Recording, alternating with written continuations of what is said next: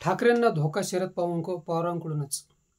शिवसेना फुटणे किंवा फोडणे हे कारस्थान भाजपा पंतप्रधान नरेंद्रभाई, गृहमंत्री अमितभाई व उपमुख्यमंत्री देवाभाऊ यांचे असले तरी खरे सूत्रधार शरदराव पवारच असल्याचे दिसून येते. 2019 मध्ये महाविकास आघाडी बनविताना शिवसेनेला केंद्रातील सत्तेतून बाहेर पडायला सांगितले. त्यानंतर शिंदेच्या नेतृत्वाखाली काँग्रेसचे सिनियर सदस्य काम करणार नाहीत. लोकसभेला ठाकरेंनी भाजपची अवस्था ना घरका ना घाटका करून टाकली आहे. लोकांचा ठाकरेंना जबरदस्त पाठिंबा आहे. सर्व धर्मीय, विशेष करून मुस्लिम समाज केव्हा नव्हे एवढा आज ठाकरेंना आपला नेता मानतो आहे. हे असेच चालले तर भाजपा, राष्ट्रवादी काँग्रेसच्यांना लवकरच हात चोळत बसावे लागेल. म्हणून तर लोकसभा निकालानंतर सर्वांचेच डोळे विस्फारले. उदाहरणे पाहिली तर ईशान्य मुंबई लोकसभा मतदारसंघात मेहरकोटेच्याही 5 मतदारसंघात आघाडीवर होते. पण अबू आझमी यांच्या मतदारसंघात संजय दिना पाटलांना 87,000चे लीड मिळाले आणि सर्व आघाडी सोडून संजय दिना पाटील जवळपास 29,000 मतांनी निवडून आले.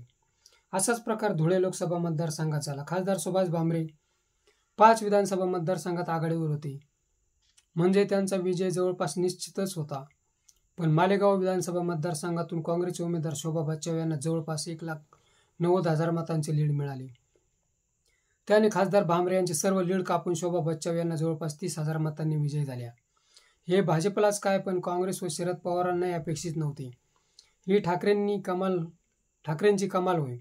त्याने सर्वांचीच बोलती बंद झाली. मुस्लिम नेते किंवा ओवेसी यांनाही करामतच वाटली. वंचितपेक्षाही दलितांचा मतदान ठाकरेंना जास्त झाला आहे.